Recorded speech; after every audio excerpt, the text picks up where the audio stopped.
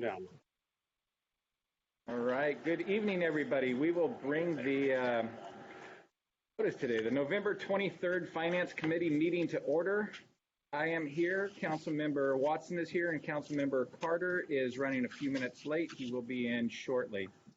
With that, we will slide over to personnel updates with HR Manager Debbie Mills. Good evening.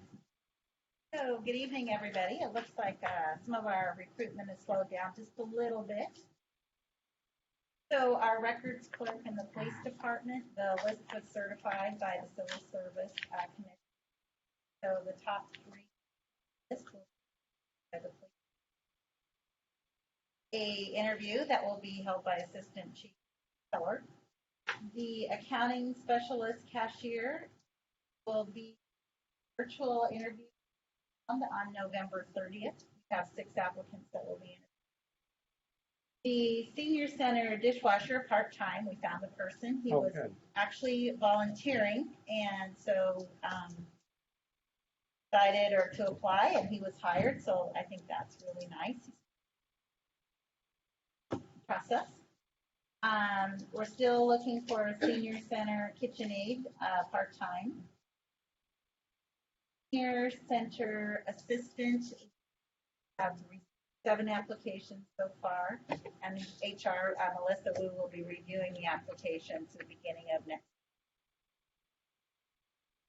Of course, our youth sport officials is a continuous review of that, and the lateral police officer who's still in the process of their background investigation.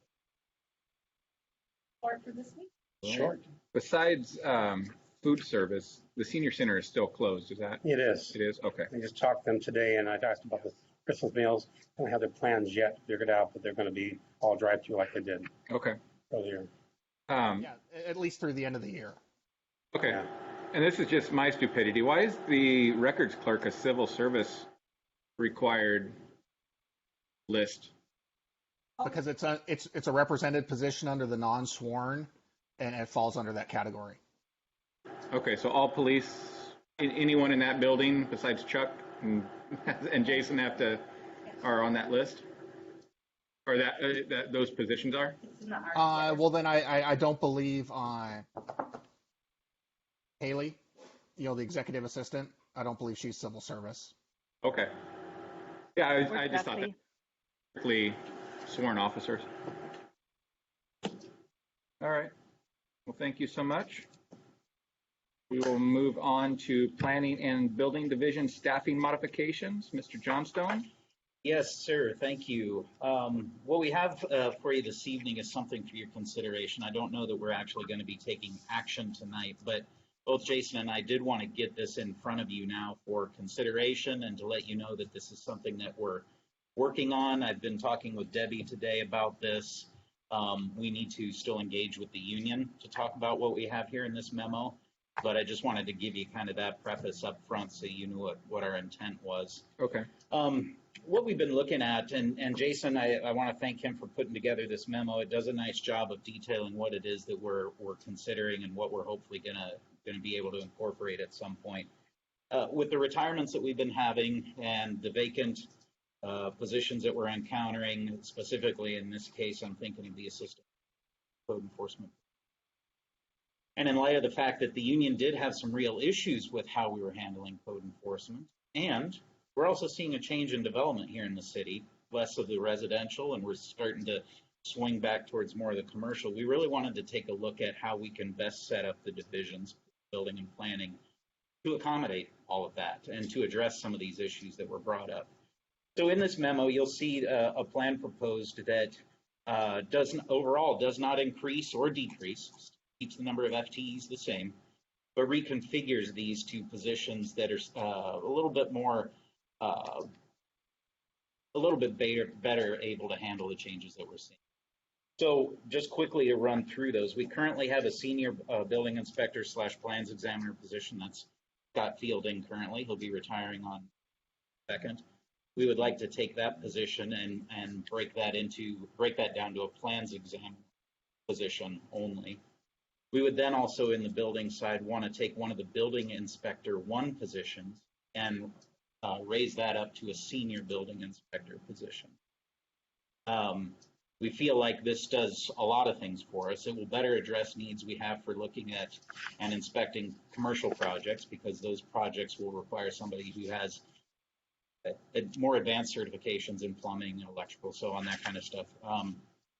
And it also provides an opportunity for somebody to be a mentor to the building inspector one position. We're really wanting to create something that creates some upward mobility and encourages staff to stay, because they see opportunity for them while they're here. The other position, the plans examiner, of course, is fairly self-explanatory. And then, of course, you see here too the fire inspector, which is our contract position that already exists. On the planning side, we are very happy that we were recently able to start our associate planner. So Medi started with us about a week ago, and she's been great. But we still have that vacant assistant planner / code enforcement position. What we would like to do is to be able to address some of the union's concerns with how we handle code enforcement by making that position a full-time code enforcement officer position. We really feel like that's going to address some big concerns that the union had with the way we were handling it, and that right now what we do with code enforcement is that we break it out across multiple divisions within public services depending upon what the code enforcement complaint is. Which means that there's times where people are having to do things that aren't necessarily incorporated into their. That was an issue that they were very vocal about in negotiations, and we told them that we would come back to the table and work with them on this particular issue.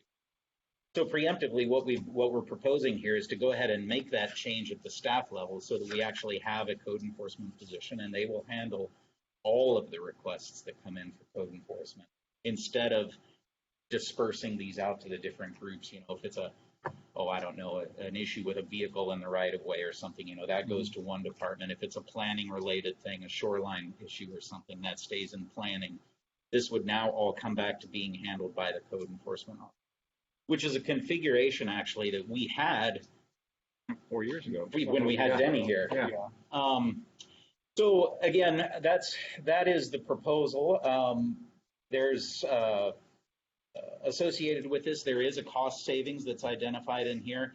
I would put an asterisk next to that because we haven't had a chance really to vet what the grades of these positions would be. This is what Jason and I came to based on our best knowledge of what is out there, but really that all still needs to be vetted. Okay. But we do believe that there is a high potential for some cost savings that over time would start to decrease as those positions, go through the salary step increases. But that's what I have for right now. You're going to bring us back to us in January then? I think what the plan would be is really it's dependent upon how much work goes into working with the union. So I'm a little hesitant to say exactly when that would be for sure. Next year. It would be next year. Okay. Yeah. You will probably see that this was tentatively on the 12-14 council schedule. That was, pretty optimistic on our part to put it there, but with the limited number of meetings, we wanted to go ahead and get a placeholder on there.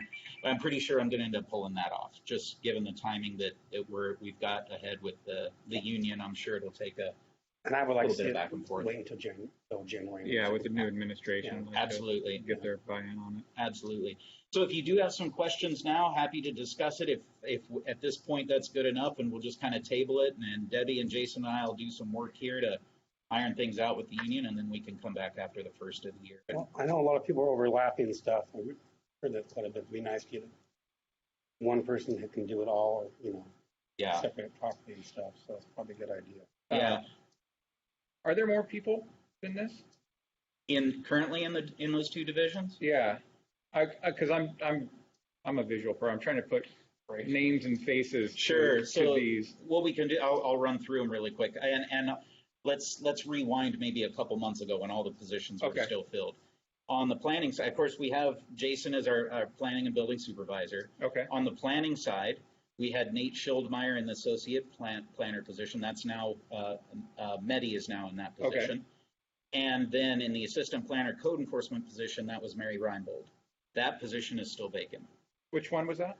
Assistant planner / code enforcement, which is not, Oh, okay, so it was are you looking at the FTE table, Justin? the one that's in the finance committee? Okay, yeah. and that, just to avoid any confusion, this is where we would go to Right, yeah. configuration. So it's, and Just some of one here these I'm you looking won't, at. yeah, that one. Okay, yeah. And I knew that Mary was doing both those and stuff. Yeah, and so, and then on the building side, we currently still do have Scott Fielding in the senior building inspector / plans examiner position. And he also collects a stipend for the building official. Okay. And then we have 2 building inspector ones, which are Roy Simmons and was Mark Nelson. Okay. Mark just retired back in October. And then we have the contract fire inspector position. I know this is the proposal. Where would Jen Francis have been on? She was not in this group. Okay, she that was she was out on her own with permitting underneath. Okay, so permitting's not. Permitting is not on Okay, here. that's the group that I'm like, I know there's people there. I was actually thinking I would really like to see an org chart like for the city, just to see where everybody's at, both current and proposed. Sure. You know what I mean? Permitting is more out where Debbie sits all that group right there as you walk in. Yeah, Because there's a lady next to you, right, Debbie? Elsie. Yeah. Yeah, so currently, from an org chart perspective, permitting is its own division, if you will, Okay. along with planning and building, engineering, and operations. And you can Public see the works current one in The our budget. org, And then Yep. it's also available on our website as well. So you can go to Yep. each departments and see that. Okay. Okay, that's a good idea. And this is the only thing you wouldn't have is the updated changes, Councilmember Carter, that Okay. you'll see tonight. and I know this doesn't fall under the planning building necessarily, but today I got visited by the city of Sumner's pre-treatment sewer people. Mm-hmm. Is that a division we have? It's not. Okay. They do, though, work on our behalf. We do work with that group. Oh, okay.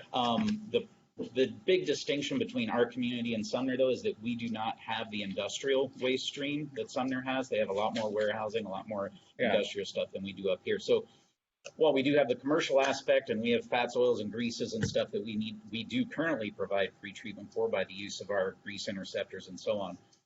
We don't really have too much beyond that to work with them on. So they were primarily doing the work down in Sumner with some customers. Do we have a stormwater pollution prevention division Not a division. or person? Or Currently, the stormwater pollution prevention plan and all that's associated with that falls under our MPDES permit, Mhm. and that's monitored by Andrew Fonda over in operations. Oh, okay. Yeah, so it's under Jack and then Andrew over on the public works operations side of the house. Thank you. Deputy Mayor, Yes. if you look at page 15, you'll see the planning and building service team. That's the part that Ryan's referring to on my FTE chart. Oh, thank you, Sherry. Oh, on your FT. Okay. Yeah, on the one Yeah, and then you'll see the permit center separate, the infrastructure development team separate. Okay. Oh, there you go, Terry. Yeah, so those are the houses within really public good. services. The current.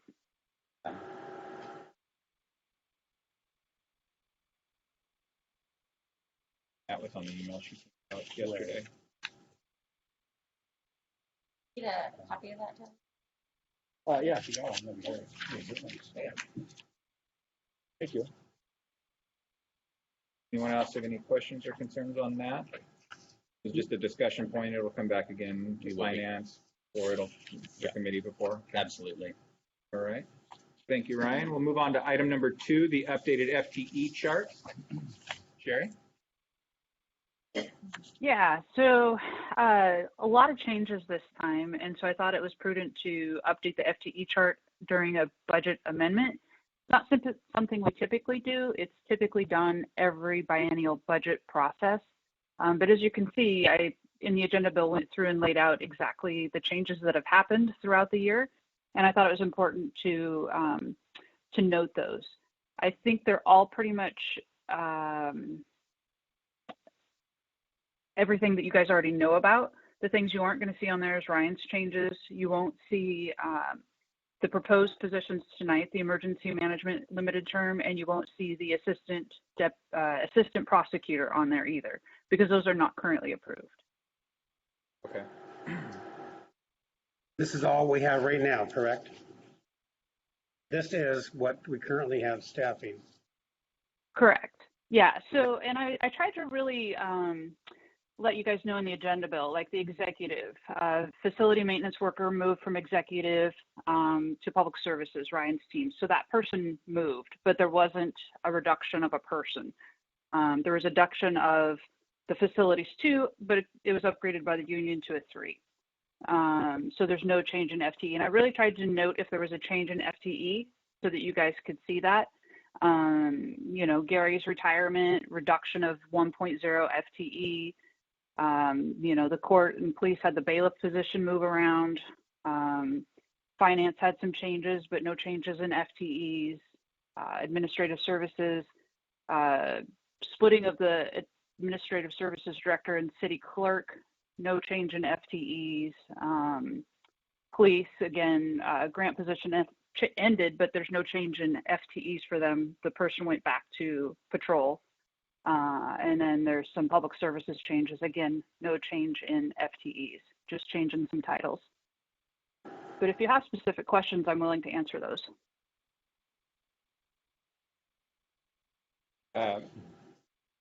Mostly this is housekeeping based on stuff we've already approved previous this year after the budget from last year. And then with a couple retirements breaking up some of Woody's job and diluting out everything Gary was doing to some other people. And then the bailiff thing, we knew about that. Yeah, so I believe all of these are something that you knew about, with the exception of possibly the splitting of the administrative services director / city clerk. Okay. None of these should come as a surprise. And then you said not on here is the emergency management position and the deputy assistant attorney. Yep. Not deputy, I keep getting corrected. The assistant prosecutor. So the assistant prosecutor is not on here. And that's to be decided tonight at your council meeting, whether or not those will be included. If they are, they won't go on an updated chart. It'll go in the next biennium when we prepare that budget in May.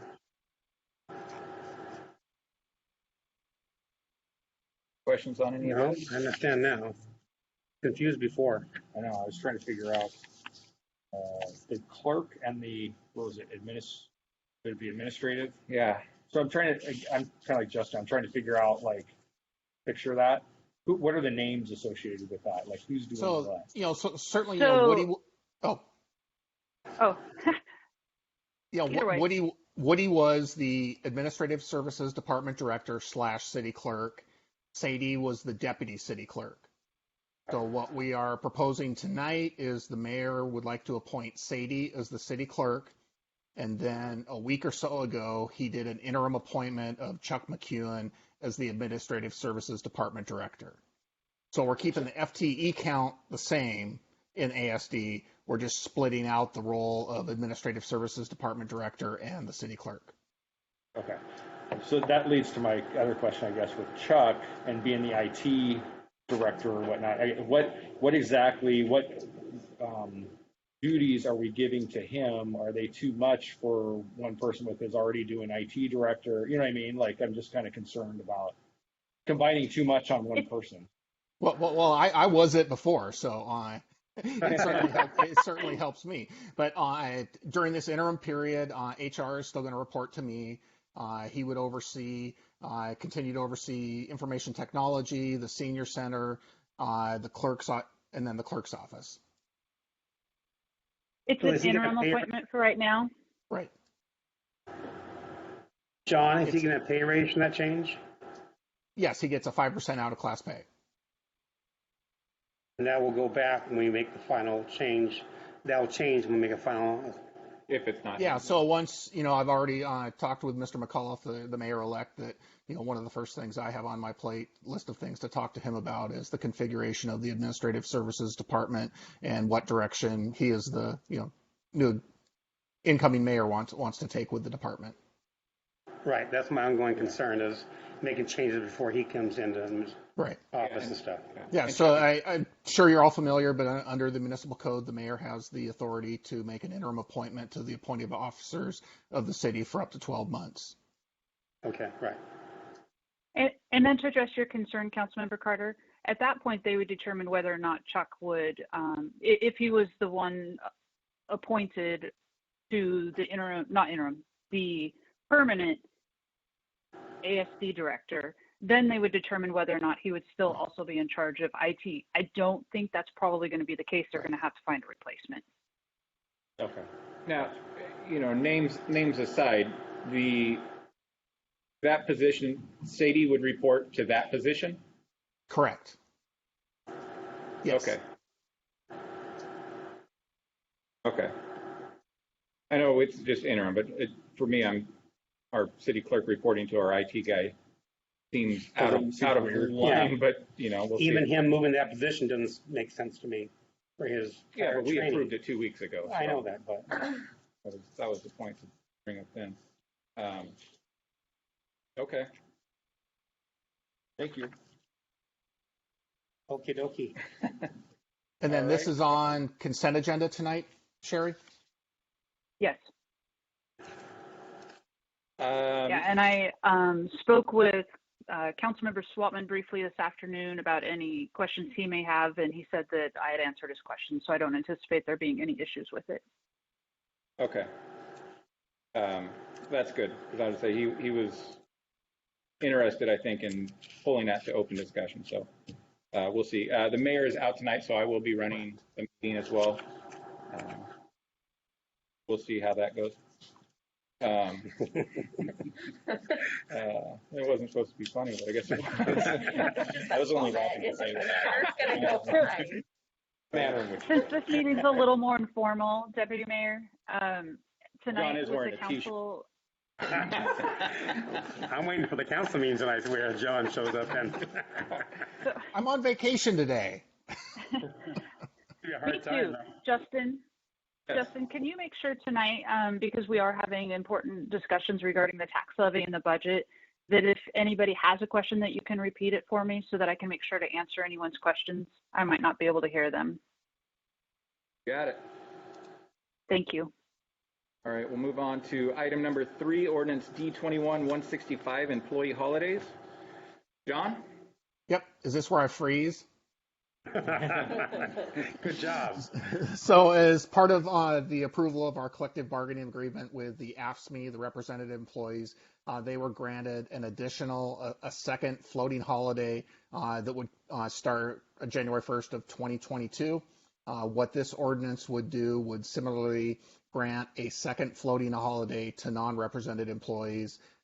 Floating holiday is one which, certainly with supervisor approval, but employees can use at their discretion for any reason they care to.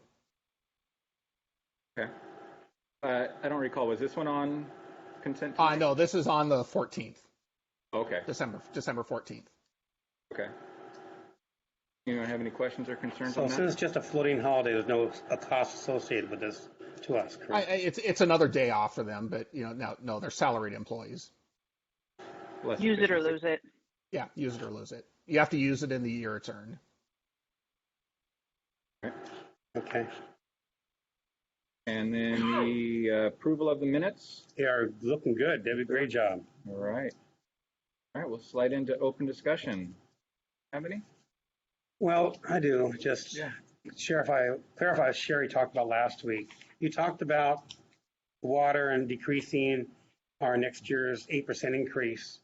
Why wasn't that brought forward to us earlier in the year? That could be coming up where there's additional I funds. did bring that up. Your Councilmember Councilmember Swatman brought Swatman. that up. Mhm. And I said, yes, I would agree that I think there is room to be able to do that considering the ARPA funds that are coming in. Those are close to $5.9 million. We don't know how those are going to be spent. The council gets to decide that in this upcoming year. So there's also been some capital project delays due to COVID in 2020 and 2021. So we have some savings there. I wouldn't consider it true savings. It's just delayed, right? So I think with those two big, I wouldn't say pots of money, but essentially pots of money. Plus, the president signed a bill that's going to allow for some more water upgrades, grants for that. We may be able to get a grant to help with some of our upgrades as well. Considering all of that and the switch to monthly bills, it just seems like a time that, yes, I could say, yeah, okay, I can agree to a pause, a one-term, 1-year pause until we can evaluate it a little bit better. And I would just outside add, of COVID, I would never be recommending that.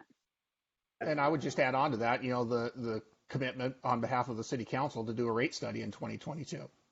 Right, I would agree. So certainly, keep in mind that that has not been budgeted, and that will be an expenditure outside of the current budget. And I'm going to try and cut as much as we possibly can, but we went in this trouble a number of years ago. I don't want to get us back in trouble again being short, so we were having so with the rate study, we should check that to keep us on track. Okay. Yeah, and I'm going to do an kind of an informal rate study, if you will, just to see where we're at. Ryan's going to update the capital project list for me so that I can kind of see where we're at, without doing a full-blown rate study. I really hope that this rate study, we can focus probably more on the structure. I think there's a lot of improvements that can be made on the structure. I think Swatman referred to some tiers. I know I've heard other council members refer to some of the tiers being higher. Obviously, the money pot's still got to be the same, but we can adjust how that looks to our ratepayers. Our senior discount isn't much of a discount, so we may decide to allow a better discount for seniors, possibly allow that for senior renters also, not just senior owners. I think there's a lot of improvement that can be made to our rate structure.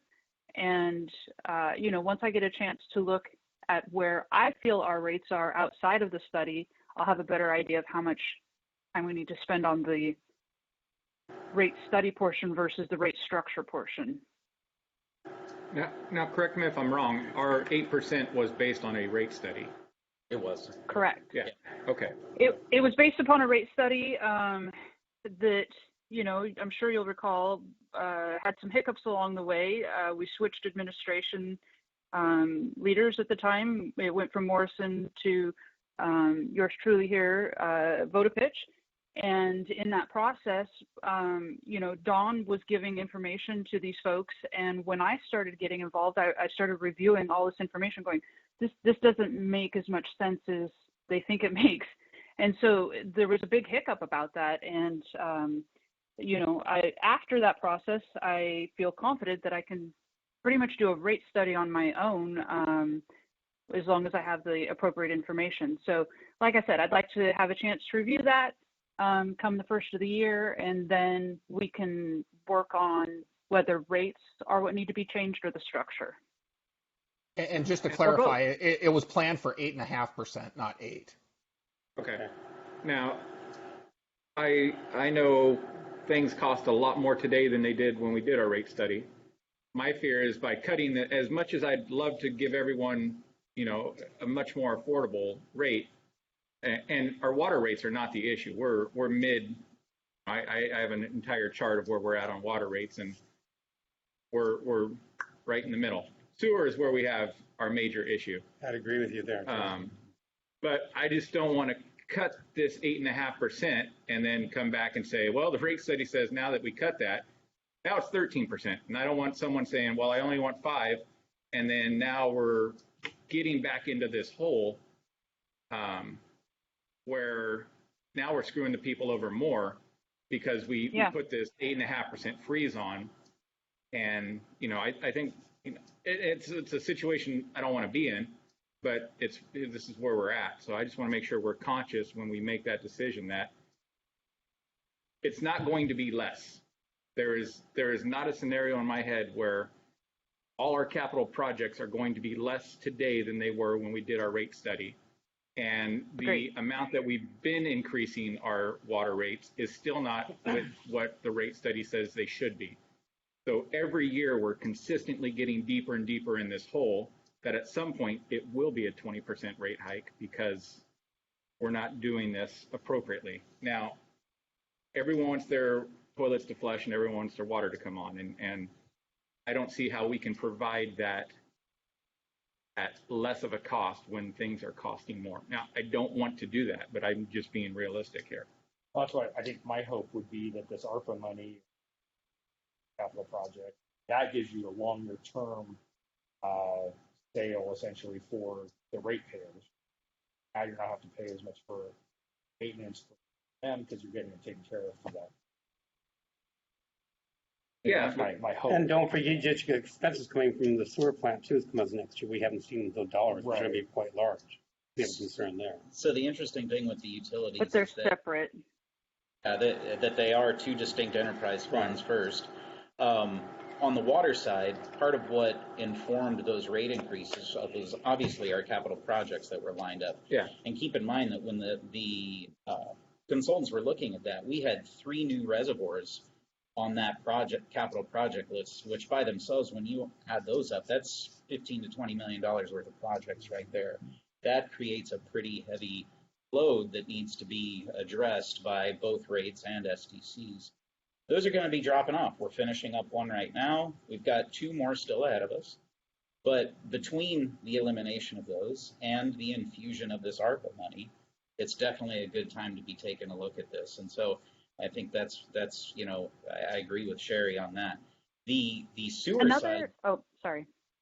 Go ahead, Sherry.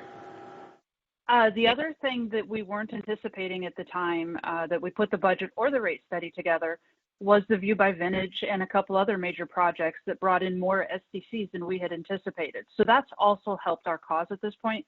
I mean, if you guys don't want to reduce the rates, I'm not going to sit there and argue with you, I'm Totally here to make sure that the funds are,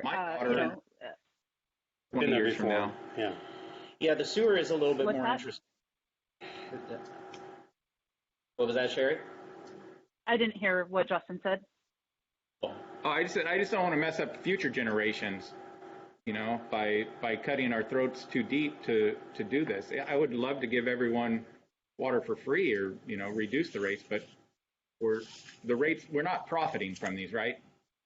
We can't make No, we're not profiting. We can't make money. We have to have the money. There has to be a reason to spend the money. If I build up too much money, then I have to report to the auditor why I would have too much money, which I don't want to be in that position either. But I also don't want to be in the position where we're telling DOH that we can't operate our own utility. Have we ever told the auditor that we made too much money? No. Not since I've been here. They've been on the decline pretty drastically. But like I said, I've been paying kind of attention. I haven't done the rate study that I'd like to do, obviously, but I don't have time to do that before you guys need to decide this tonight if you don't want those rates to go into effect.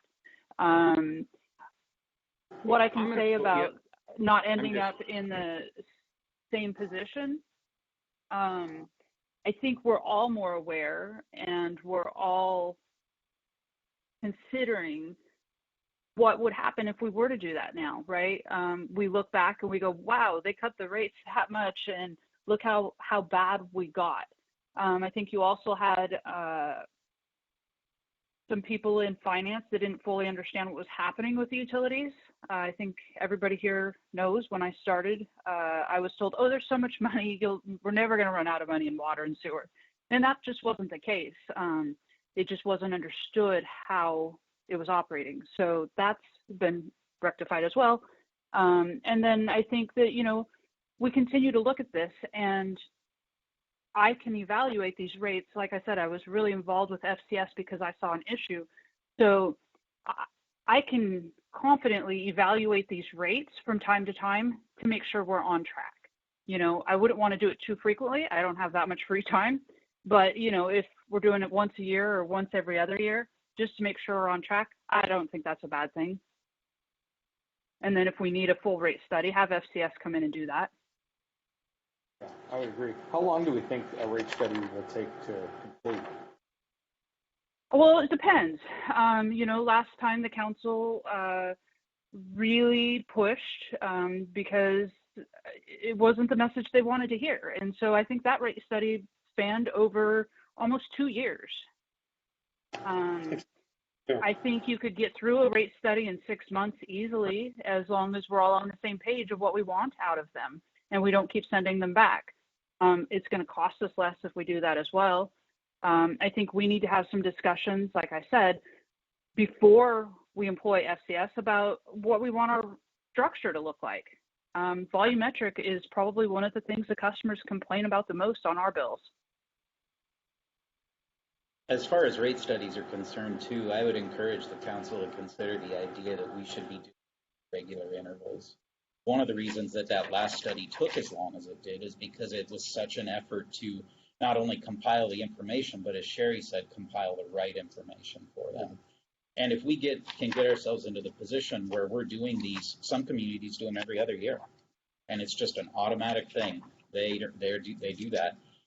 It gets quicker and quicker, because there's much more current and relevant information available to the consultant to just turn that around and do it quicker. Well, with our growth we're having, that would sure, especially in East Tail and stuff. Yeah. And it's our due diligence, Yeah, right? I mean, we sense. can then tell our customers, look, we do actively look at this at a regular interval, and we are sure that what we are charging can be, it bears itself out.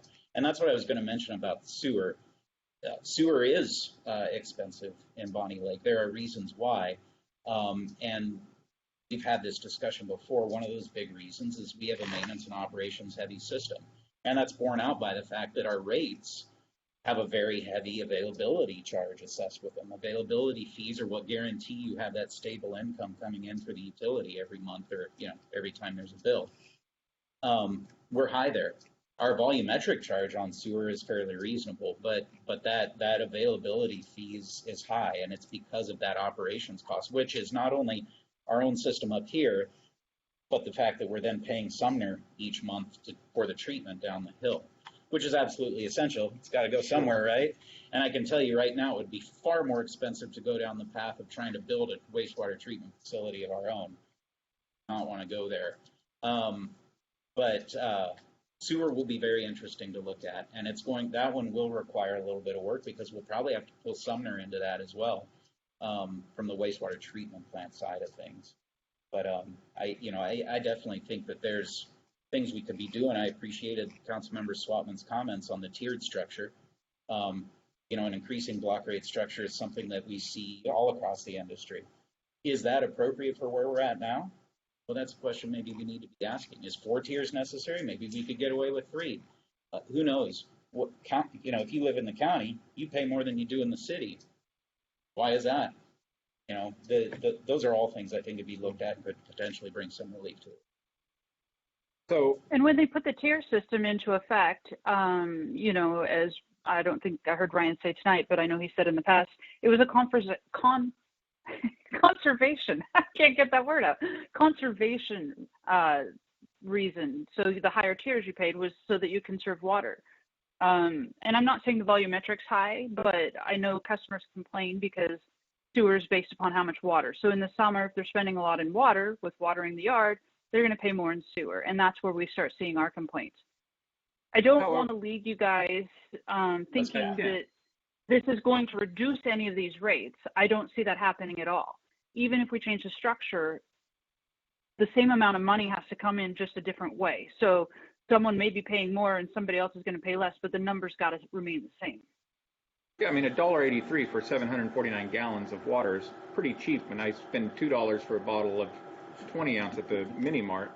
But just to give some perspective, from 06 to 17, so an 11-year span, capital projects was almost 32 million in water. Sewer was a little over 26 million. So over the, what is our rate study based on, a 20-year? It's typically based on a 6 and a 20, I believe is what it is. Okay. They do 2 different scenarios. And based on our current budget, at the end, in 6 weeks from now, we'll be $7.8 million in the hole. 1 year and 6 weeks from now, we'll be $1.5 million in the hole on our water fund on capital projects. So I'm just... I don't think in the hole. I don't know what you're looking at. Can you email it to me real quick? Page 5-6 of the budget.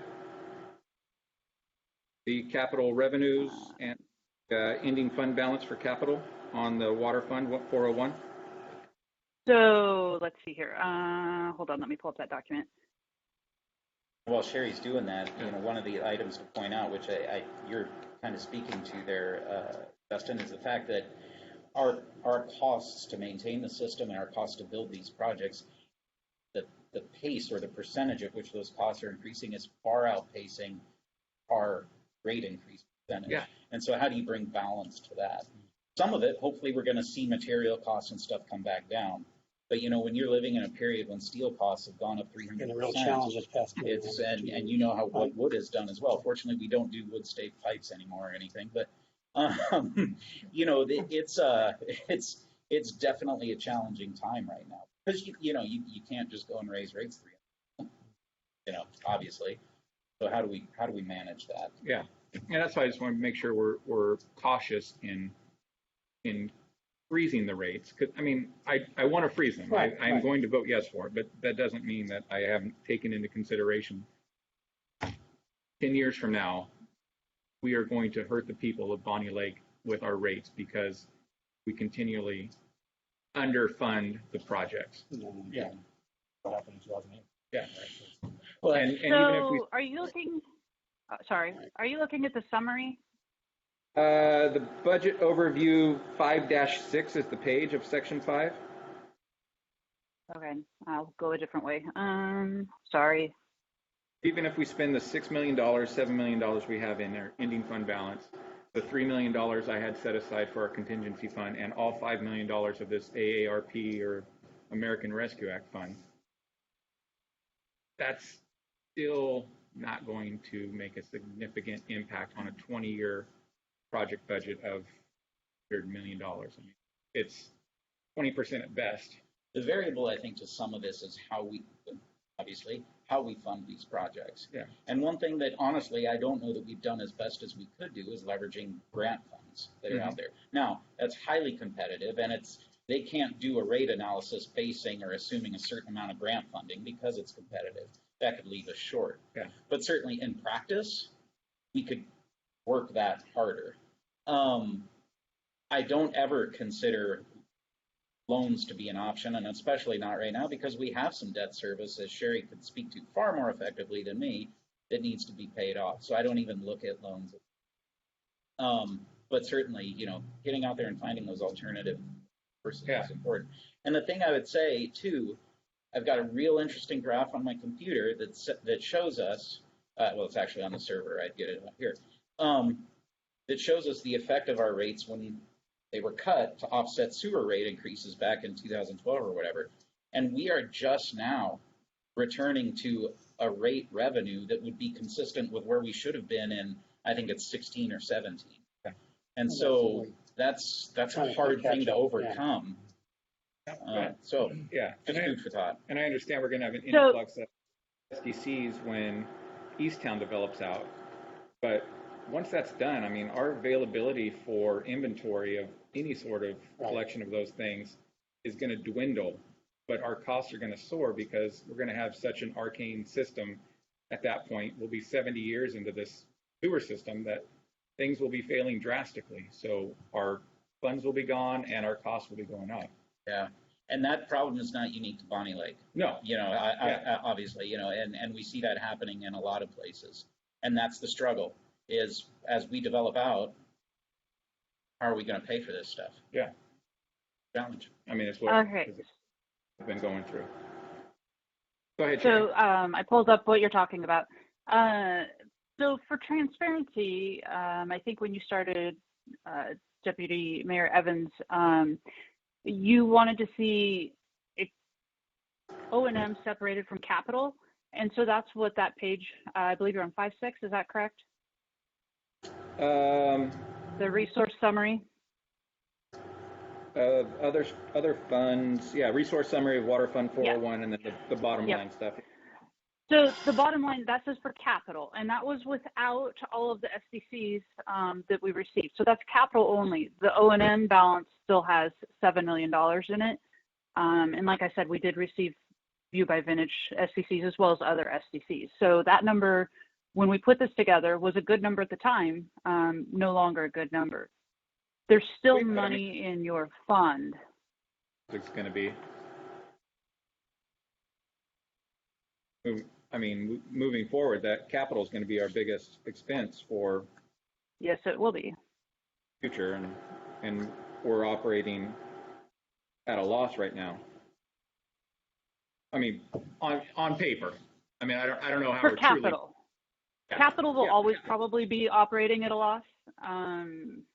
You know, we're trying to build that up. You're right. And that's why the ARPA funds are, you know, essential. Yeah, for sure. But that helps out in 2022, but that doesn't do anything for us in 23, 24, or 24, 25 when those funds run out, unless the government keeps giving us money, which I sure hope that's not the case. But so anyway, that's just my 2 cents on this. So if you look at the third quarter revenues and expenses I sent out, at third quarter, so 75%, water capital revenues were at about 86%, and the water O&M revenues were at 82%. Your expenditures were only at 18% expended. So, you know, these are the reasons why I'm not super concerned for a one-time during a pandemic pause, if you will. Okay. Like I said, I'm in favor of it. I just need to make sure that I've dotted all my T's and crossed all my I's. So I'll be honest, I haven't had a lot of time to dot and cross those myself. So, but at first blush, looking at this, you know, I'm like, okay, you know, expenses are down, revenue is up. Is it something I want to do? Absolutely not. You know, I'm a finance person. I want the money to come in, right? Is it something I think we can tolerate? Yes, I do. okay. I put a lot of trust and faith in you, and you've never strayed us wrong. So Pressure's on, Yeah. Sherry. Knock on wood. Thank you, Sherry. any open discussion from you, Terry? No, that's Okay. mine. All right. See no further open discussion. We will adjourn this meeting. Thanks, everyone. All right.